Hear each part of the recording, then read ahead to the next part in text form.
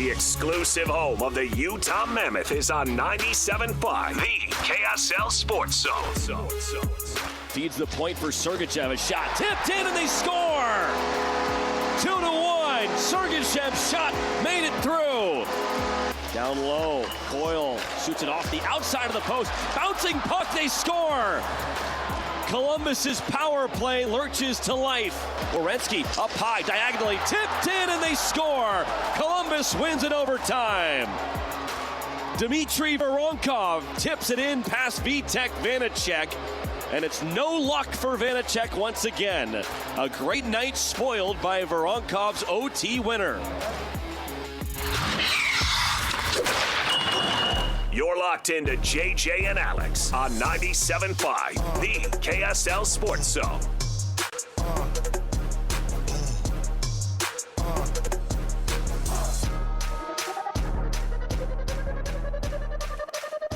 Welcome back, everybody. JJ and Alex, 97.5, the KSL Sports Zone. Hour number 2 kicking off. Game night for the Utah Mammoth. Man, it's a big one. Big name coming in, national television. Don't try to tune into it on your local antenna like you've been doing for most of the season like me. This one's going to be on the big networks. You know why? Because the Toronto Maple Leafs come to town, and that's a big one. It's always big when the Maple Leafs come to town. It's always big when you're able to get those big names and, more importantly, get a win over those big name franchises. And the Toronto Maple Leafs are one of those teams that have that big name, and they're not doing that great. And this is one that you could totally get. They're bad. They've caught fire recently. I just think that this is a good moment that they could springboard themselves back into feeling good about themselves. They've won 4 straight, the Maple Leafs have. They're up to 53 points. Are they in a back-to-back? I want all the advantages. I guess in hockey it doesn't actually matter. They're the top wild card spot right now. In the East? All right. They just – oops. I had my information there now. Oh, it's back. They just beat the Avalanche in Denver. So it was in overtime. Bleh. It was in overtime. That's scary. And that game was that was last night. Okay, so this is one that you can prove yourselves tonight. And Bertoni, William Nylander scored an overtime goal last night to beat him. Bertoni, the big names for the Utah Mammoth, they all need a big night, and this could be a huge win for this team and a turning point, at least at this point in the season. Joining us on the program right now, courtesy of the folks at Hercules First Federal Credit Union, growing stronger together. He's Cole Bagley, our Utah Mammoth insider for KSL Sports. What's going on, Cole? How you guys doing? Oh, we're good. We're just trying to handicap this Toronto Maple Leaf and Utah Mammoth game because I mean the Columbus Blue Jackets game was a head scratcher. I know you have your second goaltender in and Vitek had a good game up until that point, but there were a lot of poor performances in that game that had nothing to do with the goalie for the Utah Mammoth. What do they have to get better just from last game to be able to hang with the Toronto Maple Leafs and get a huge win here at home? Yeah, I mean, this has been a tough season for the Maple Leafs, but they've kind of started to figure things out over the last 10 games with 8 wins, and their only 2 losses are in overtime. And like you guys were talking about before I jumped on here, they're the first team to beat Colorado at home, and I think 17 games. And I think, it was in overtime. So not a regulation win, but still, Colorado has not lost at home for 17 games, which is ridiculous. So, it's a back-to-back. They're probably tired after playing Colorado, but most nights that doesn't mean anything, especially when you got, the likes of Austin Matthews and William Nylander on your team. Those two are just offensive juggernauts who can, hang collectively 5 or 6 points on you on any given night. So a big game, kind of like you were mentioning, this could be, kind of a springboard into the rest of the season for Utah. They've never beat Toronto in their existence. And it's not going to be easy tonight, but what they need to improve on over the last 2 games, I mean, to be honest with you, I don't know that Utah really deserved to beat St. Louis the way that they played defensively, but, Karel Vejmelka bailed them out, and, Vanacek was actually really good the other night against Columbus, but, Utah was just pretty lazy in their attempt, especially defensively, as they lost a lot of battles. They turned the puck over in really dangerous areas, and they just were not – they weren't shutting down shooting lanes. They weren't clogging passing lanes either. And so, I think really what tonight comes down to, what the success tonight will come down to is, can Utah have one of those performances that we have seen them, carry out this season, where everybody's engaged, everybody's playing, and they're giving 100% effort through all 60 minutes. Well, Columbus was so good on Sunday, they fired their coach after the game. This league can be pretty brutal, can it? I mean, we see that a lot. You see coaches fired mid-season more in the NHL than maybe some of the other leagues. Yeah, I mean, I think he lost 4 of 5. And so, I mean, that was his only win on the road trip. And generally in the NHL, you don't fire your coach until you get home. And so that's nice of them. Kind of them. Very nice. Very thoughtful. Yeah, so that decision had probably been made previously, and the writing was on the wall. Good for him to get a win as his last game in charge, but it wasn't enough, and they let him go. So, I mean, I don't know. I look at other leagues like the NBA and the NFL, and I feel like guys are just always getting fired, and positions are always turning over. But the tough thing with the NHL is, it's such a long season, but if you go through a stretch of, 10 games where you're only winning 2 of those or 1 of those, it's tough to keep your job. So kind of an interesting, turn of events, but I think it was more so based on, hey, this guy lost, 4 in a row before this one. And, the Columbus's season has just kind of been a disaster. So, that probably had been decided before, and unfortunately it came after a win. Well, when you have such a storied tradition that the Columbus Blue Jackets have of all those Stanley Cup playoff appearances, you got to live up to that hype. Yeah, that's true. I keep throwing shade at Columbus. I'm sorry. I know he really went hard. He really owned that take I of picked an NHL team that I don't like, and it's the Columbus Blue it's Jackets. Not just that. I mean, JJ threw out, this is the most irrelevant franchise in all of professional sports, and we were all like, "Geez, prove me wrong. We don't even know these guys. Will you settle down a little bit?" I mean, maybe he's right. There's so much hatred for a team that's really done nothing, but I'm here for it. I mean, it keeps things interesting. I have my reasons. No. What do you what do you want to see tonight? I mean, I know you said guys more engaged and things like that, but like who are the people you want to see on the scoring sheet, or the guys that make just such an impact on the game that they're the ones that help get to that spot where they can get a win against Toronto?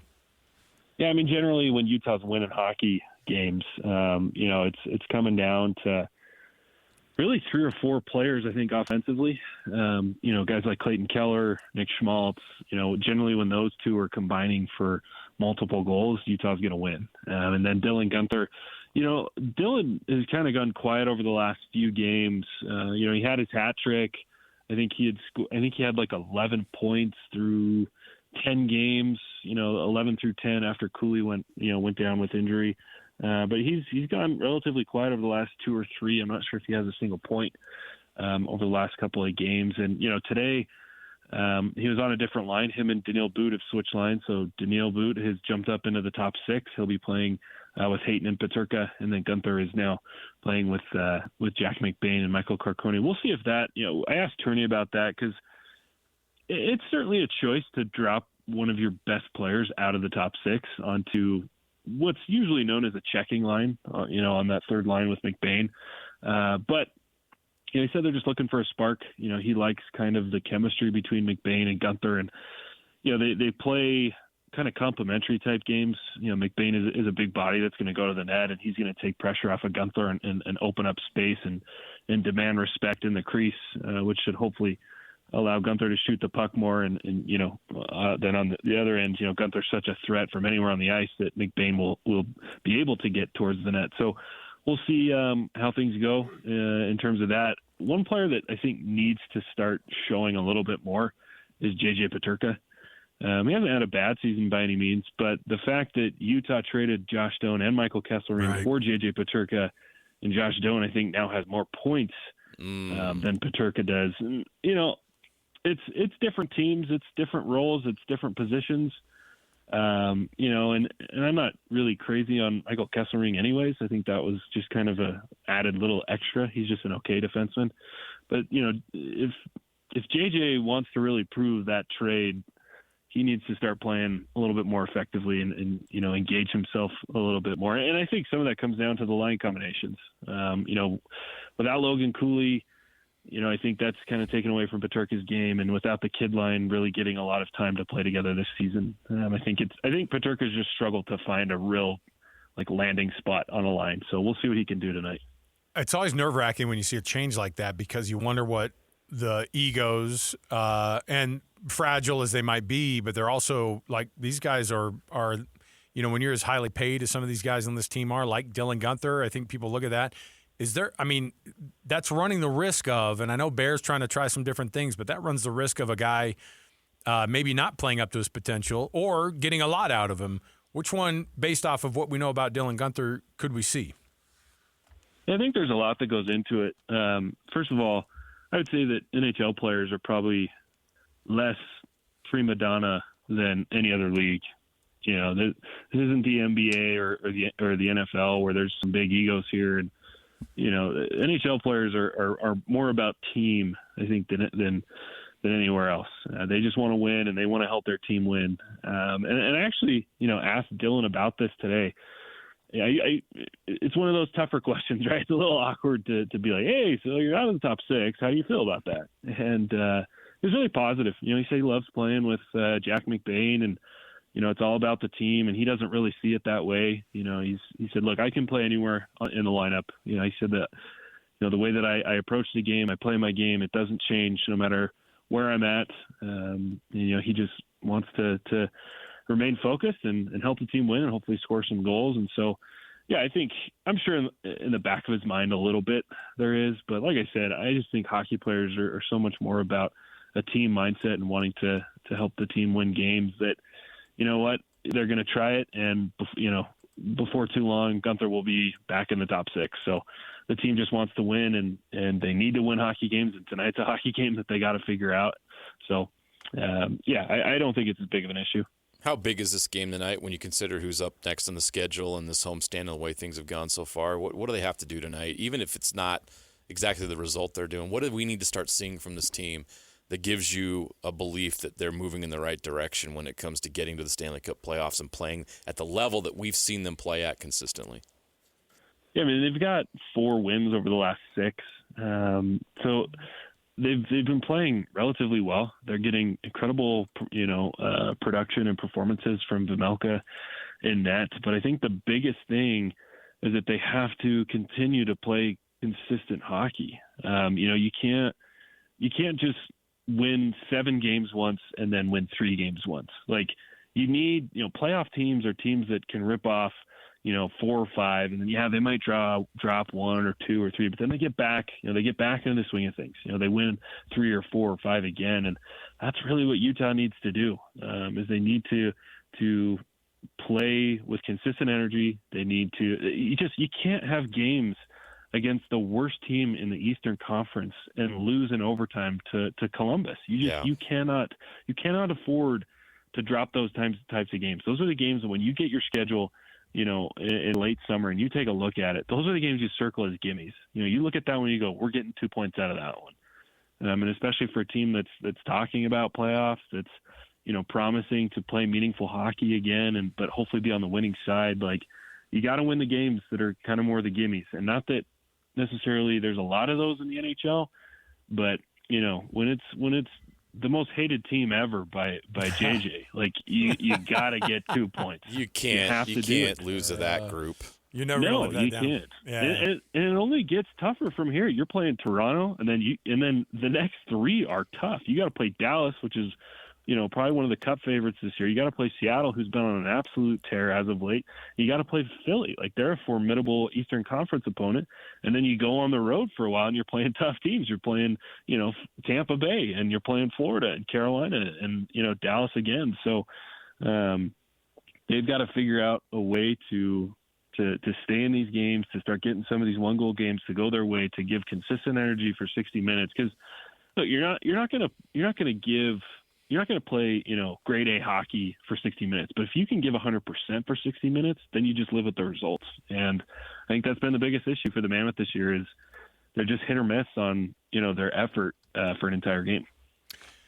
The league right now, of course, is about to enter one of the most exciting moments. And I think this is probably going to be here locally. Certainly for me, it's going to be the most engaged with the the international tournament of the Olympics and how big of a deal that is. The league takes a pause and they let these guys go to their national teams, which of course is as big as anything that they could play in.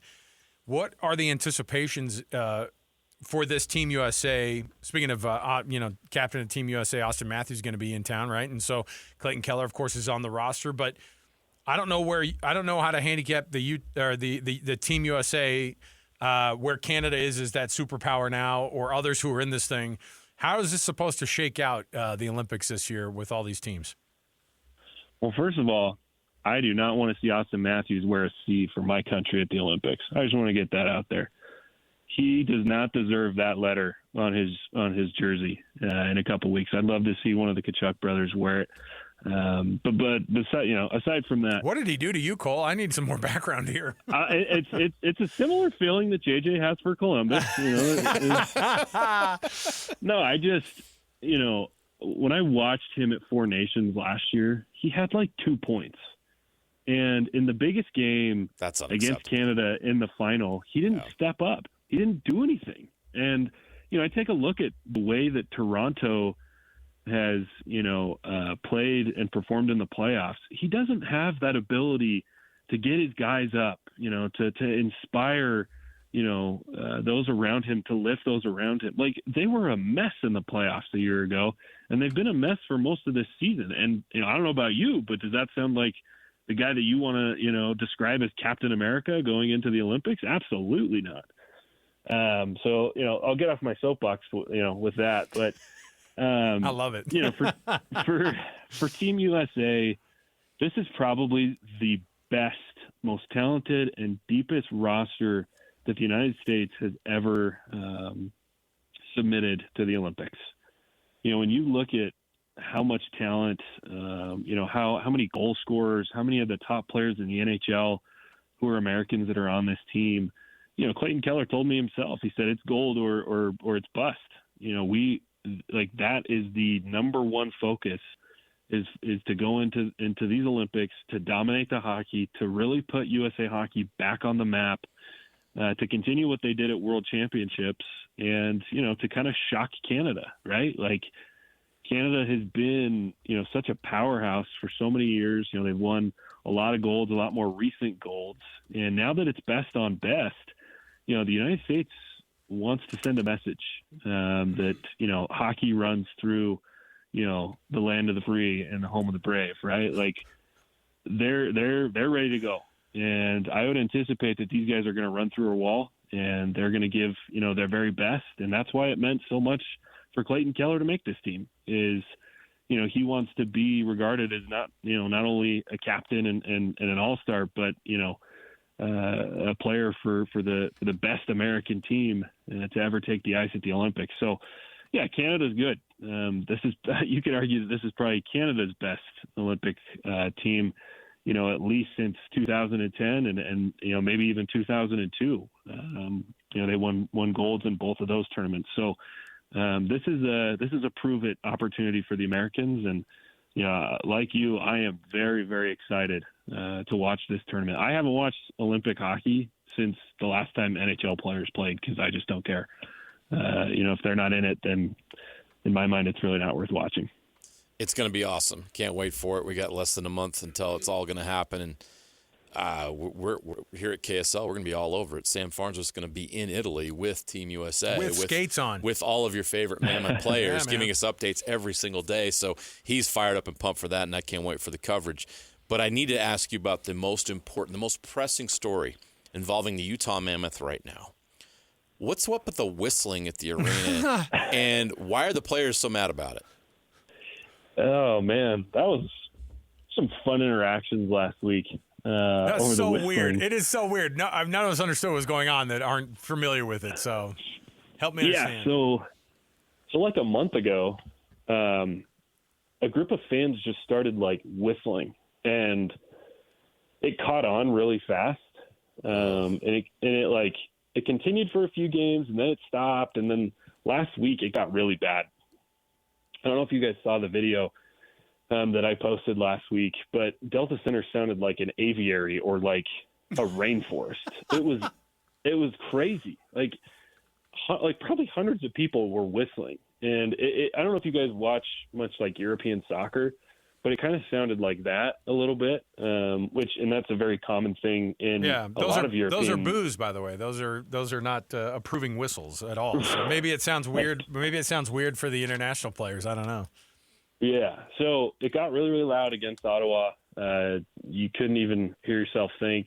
And in hockey, obviously the officials have their own whistles, but teams, and I've seen Utah do this, the teams use whistles to signal line changes, and Tourney will actually whistle at Karel Vejmelka to come to the bench on delayed penalties or if they're pulling him to put on an extra attacker.